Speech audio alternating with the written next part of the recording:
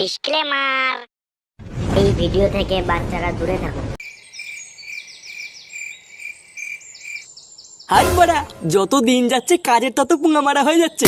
চারিপাশে এত খোঁজার পরেও একটা মনের মতন কাজ পাচ্ছি না। এইভাবে কি ভবিষ্যতে বাল করে দাঁড়াবো নাকি? আচ্ছা পল্টুদা, আমরা যদি সবাই মিলে একটা ব্যবসা খুলি তাহলে কেমন হয়? লেওরা ব্যবসাটার নাম রাখবো আমরা কজন। তা কিসের ব্যবসা করবি শুনি? দেহ ব্যবসা? এমা ছিচি পল্টুদা, এটা দেহ ব্যবসা কেন করবো? আমি তো অন্য যে কোনো ব্যবসার কথা বলছিলাম। তার জন্য না পুঁজি লাগে, পুঁজি। সেটা কি ভোদা আছে? লেওরা চুদা আমার একটা কাজ করব, কিন্তু কি কাজ করবো ভোদা সেটাও মাথায় আসছে না। কিন্তু কিছু টাকা নিয়ে যে একটা ব্যবসা খুলবো, ভোদার বাল সেই টাকাটাও নেই। তা এইভাবে কি জীবনে বাল করবো নাকি?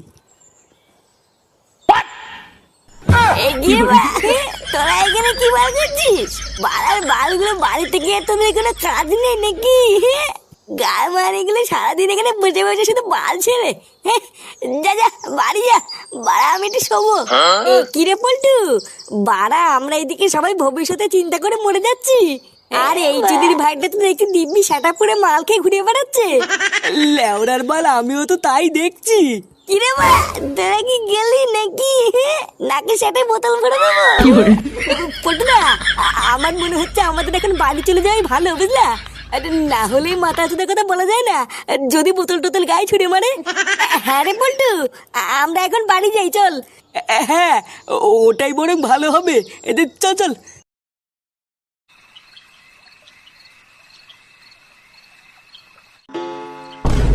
দেখেছো তো, রাত বাজে 10টা আর সরে বাচ্চাটা এখনো বাড়ি আসার নামই নেই।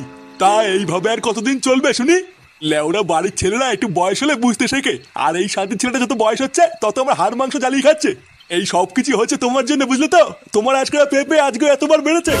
এই দেখো, একদম উল্টো পাল্টা কথা বলবে না কিন্তু। তুমি এবার কেমন বাপ হয়েছো? ছেলেকে একটু শাসন করতে পারো না? সবসময় আমার নামে দোষ দাও কেন? নিজের মারানোর ক্ষমতা নেই, শুধু আমার নামেই দোষ। কি হয়েছে, কিছু বললে? না না, তোমাকে আর কি বলবো। ফুটো কখন বাড়িতে আসবে সে অপেক্ষায় বসে না থেকে চলো, অনেক রাত হয়ে গেছে, খেয়ে নেবে। খাবো তো, ওই চুদির ভাইটা একবার বাড়িতে আসুক, ওর সেটা ভেঙে তারপরে খাবো। একই, তোমরা এখনো ঘুমাওনি? 12টা ছেলে কটা বাজে রে? কোথায় ছিলিস এত রাত পর্যন্ত? কোথায় আর যাবো, ক্লাবেই বসেছিলাম। ক্লাবে বসেছিলিস মানে? সরে বাচ্চা, তোর কি আর কোনো কাজ বাজ নাই? লোকের ঘরে ছেলে পেলেরা দিন রাত কাজ বাজ করে দিনের শেষে বাপের হাতে টাকা তুলে দেয়, আর তুই সেই সকালবেলায় বেরিয়ে রাত পর্যন্ত ক্লাবে গিয়ে বসেছিলিস? লোকের ঘরে ছেলে পেলেরা দিনের শেষে বাপের হাতে টাকা তুলে দেয়? লেওনা তাদের বাপও না ছেলে পেলেদের হাতে টাকা দিয়ে তাদেরকে একটা কাজে ঢুকিয়ে দেয়, তাই তারা দিনের শেষে বাপের হাতে টাকা দেয়। তুমি আজ পর্যন্ত আমার হাতে ক টাকা তুলে দিয়েছো কাজ করার জন্য, যে দিনের শেষে তোমাকে আমি টাকা তুলে দেবো?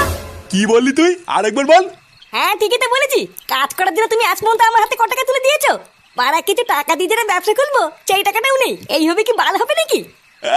টাকা দিয়ে ব্যবসা করবে? বড় বাল এলো রে।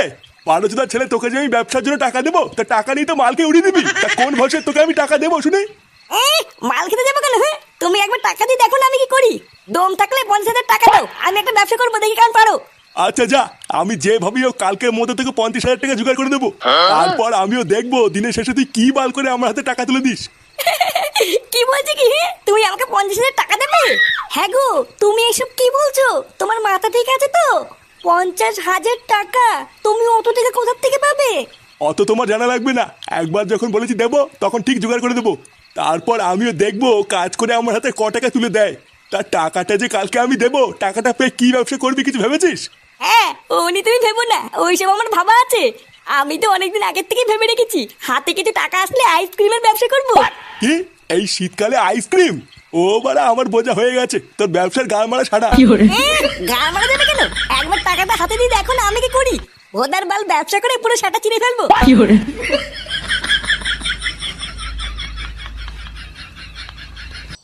এইসব কি বলছিস রে ফুটো? তোর বাবা তোকে ব্যবসা করার জন্য 50,000 টাকা দিয়েছে? আরে হ্যাঁ রে মারা, হ্যাঁ, তা নাই তো কি বলছি। আর শুধু তাই না, আমি ব্যবসা করার জন্য নতুন একটা দোকান ভাড়া নিয়েছি। লেওরা, আমি আমার বাপের কাছে চাইলে 5 টাকাও পাই না, আর ফুটোর বাবা ওকে ব্যবসা করার জন্য এত টাকা দিয়ে দিল। এই সবই কপাল রে ফটকে, সবই কপাল। আমরা কি কখনো ভেবেছিলাম যে আমাদের ফুটু একদিন এত বড় একটা ব্যবসা করবে? বলছি ভাই ফুটো, তোর দোকানে আমাকে একটা কাজ নিবি ভাই? তুই তো খুব ভালো করে জানিস আমার ফ্যামিলির কি অবস্থা, আমার একটা কাজের কতটা দরকার। হ্যাঁ হ্যাঁ রে ফুটো, আমারও না একটা কাজের খুবই দরকার বুঝলি। লেওড়া ল্যাংচের মতন আমাকে একটু কাজ নিস না ভাই, তাহলে আমার খুবই উপকার হবে। এ ভোদার বালগুলো, তোরা সব ফুটোর সাথে কাজে ঢুকে যাবি আর আমি একা একা বসে বসে মাছ ছিড়বো। ফুটো, পল্টু আর ল্যাংচার মতন আমিও কিন্তু তোর সাথে কাজ করবো। আরে লেউড়ে হ্যাঁ রে মোড়া হ্যাঁ, চোদনাগুলো তোরাও তো চাপ নিতিস কেন, আমরা সবাই একসাথেই কাজ করবো। নে নে, বেশি মারি সময় নষ্ট না করে তাতেই চল। লেওরা ওইদিকে তো আজকে আবার দোকান উদ্বোধন করতে হবে। কি বলছিস রে ফুটো, আজকেই তো দোকান উদ্বোধন হবে? হ্যাঁ রে লেওরা, তা নাই তোর কি বলছি, তাড়াতাড়ি চল।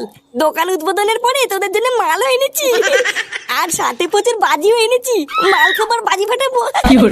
আরে চোদন ফুটো, এ তো শুনে মনে হচ্ছে বিশাল আয়োজন। হ্যাঁ রে মানে হ্যাঁ, চল চল চল।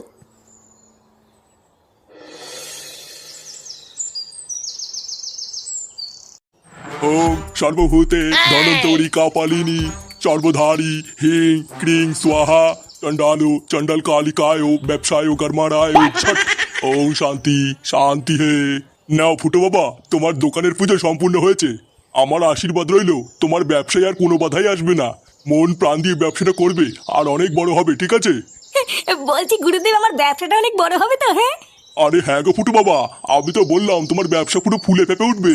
এই নারকেলটাকে দোকানের এক কোনায় রেখে দেবে আর রোজ ধূপ ধুনো দেবে, ঠিক আছে? আর তাহলেই দেখবে তোমার দোকানে পুরো খরিদ্দারের লাইন পড়ে যাবে। বাবা, পুজো তো হয়ে গেছে, তাহলে এবার আমি বাজি ফাটাবো। আরে হ্যাঁ রে মানে হ্যাঁ, যা যা, যা বাজি ফাটিয়ে পুরো গার মেরে দেখি।